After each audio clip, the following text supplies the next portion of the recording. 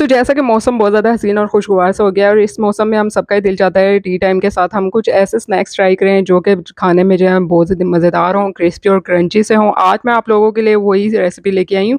थोड़ा-सा हट के है, लेकिन आप लोगों ने ये देख के परेशान नहीं हो जाना कि ये कोई मुश्किल तरीन रेसिपी है। आप लोगों के लिए आसान तरीन रेसिपीज़ ही शेयर करती हूँ। अस्सलाम वालेकुम, welcome to my YouTube channel kitchen with Sam. तो आज जो रेसिपी हम बनाने लगे हैं पोटैटो बबल बाइट्स की और सुनने में मुश्किल लग रही है लेकिन बनाने में इंतहाई आसान और खाने में इतनी लज़ीज़ और मज़ेदार है। 3 अदद दरमियाने साइज़ के आलू लिए हैं, इसको अच्छे से वॉश करके स्किन रिमूव करके क्यूब्स में कटिंग करके बॉयल होने के लिए रख दिया था मीडियम फ्लेम पर। तो जब आलू बॉयल हो गए थे तो इनको मैंने इस तरह से बाउल में ट्रांसफ़र कर दिया था और उसके बाद हमने इसमें जस्ट 2 इंग्रीडिएंट और शामिल करने हैं, तो बहुत ही मिनिमम इंग्रीडिएंट के साथ हम मज़ेदार सी जो है रेसिपी तैयार कर सकते हैं। यहाँ पे मैंने इसमें 1/4 टीस्पून नमक ऐड किया है और 2 से 3 टेबलस्पून बटर डाला है। बटर डालने से क्या होगा, बहुत ही ज़्यादा क्रिस्पी और क्रंची सा बनेंगे और इसके अलावा जो है ना फ्लेवरफुल से होंगे। तो आप लोग जो है इस रेसिपी को ज़रूर ट्राई कीजिएगा। आपके साथ वही रेसिपी शेयर करती हूँ जो ट्राइड एंड टेस्टेड होती हैं और जायके में भी यूनिक होती हैं, बनाने में भी इनको बहुत ज़्यादा मज़ा आता है। तो यहाँ पे मैंने जो है इनको पोटैटो मैशर से अच्छे तरीके से मैश कर लिया है और यहाँ पे ये ध्यान रहे कि इसमें जो है ना पोटैटो के चंक्स ना रहें।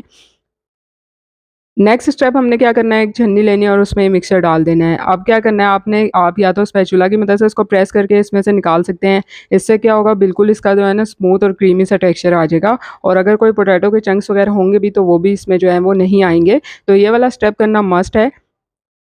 हाथ को आपने अच्छे से वॉश करके इस तरह से प्रेस करके इसको निकालते जाना है। तो यहाँ पे देखिए मैं आपको अब दिखाऊँगी कि इसका जो है टेक्सचर है वो कितना ज़्यादा स्मूथ सा है और क्रीमी सा है। ये देखिए। अब नेक्स्ट स्टेप हमने क्या करना है कि एक पाइपिंग बैग लेना है और उसमें जो है मैंने स्टार नोज़ल लगा दी थी। अगर आपके पास इस तरह का पाइपिंग बैग नहीं है, परेशान होने की ज़रूरत नहीं है। सिंपल जो प्लास्टिक की थैली होती है ना या फिर दूध की जो थैली होती है, आप वो भी यूज़ कर सकते हैं और अगर ये नोज़ल नहीं है तो उसकी ज़रूरत ही नहीं है। आप उसको वैसे ही कट करके भी सिंपल शेप में भी बना सकते हैं। तो कोई हार्ड एंड फास्ट रूल नहीं है, हम चीज़ों को जितना सिंपल बना सकते हैं उतना हम कर सकते हैं। तो यहाँ पे मैंने जो है इसमें मिक्सचर डाल देना है और हाफ़-हाफ़ करके आपने डालना है, एकदम से आपने सारा नहीं भर देना। अच्छा, अब इसको जो है ना बेक करने के 2 तरीके हैं। एक तो जिनके पास ओवन नहीं है ना, तो वो क्या करेंगे कि आपने पतीले में जो है स्टैंड रख के उसको मीडियम फ्लेम पर 10 से 12 मिनट तक प्रीहीट कर लेना है।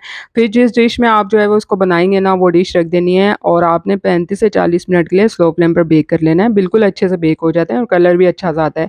और अदरवाइज़ जो है ओवन में करना है तो ये मैंने ट्रे ले ली थी, उसमें बटर पेपर आपने जो है इस तरह से रख देना है और इसको प्रेस करके ना आपने इस तरह से राउंड में जो है 2-3 आपने इसको बल देने हैं और उसके बाद आपने इसको इस तरह से ट्रे में जो है निकालते जाना है। ये देखिए आपके सामने करीब से मैं आपको दिखा रही हूँ। सिंपल इस तरह से आपने 2 से 3 इसमें राउंड देने हैं और इसको इस तरह से आपने ट्रे में जो है वो रखते जाना है। अब ओवन में मैं इसको कितने टेम्परेचर पे बेक करूँगी, 170 डिग्री सेंटीग्रेड पर मैंने जो है वो 40 से 45 मिनट के लिए इसको जो है बेक किया था। इतनी देर तक क्रिस्पी और क्रंची हो जाते हैं और अच्छा-सा गोल्डन सा कलर भी इसमें आ जाता है। तो मैंने आपको दोनों तरीके बता दिए हैं कि आप इसको पतीले में भी बेक कर सकते हैं।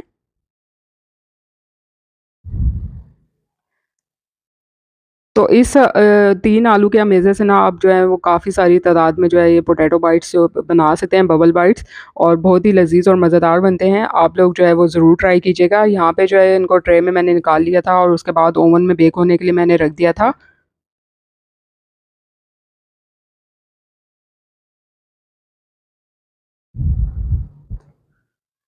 तो देखिए अब बेक होने के बाद जो है यहाँ पे आप इनकी लुक देख सकते हैं, कितने ज़्यादा मज़ेदार से लग रहे हैं और गोल्डन सा इन पे कलर आ गया है, क्रिस्पी और क्रंची से हैं।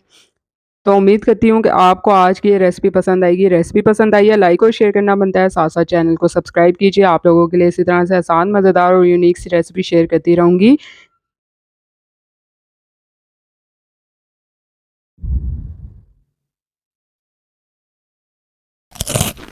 जल्दी मिलूँगी नई रेसिपी के साथ। अल्लाह हाफ़िज़।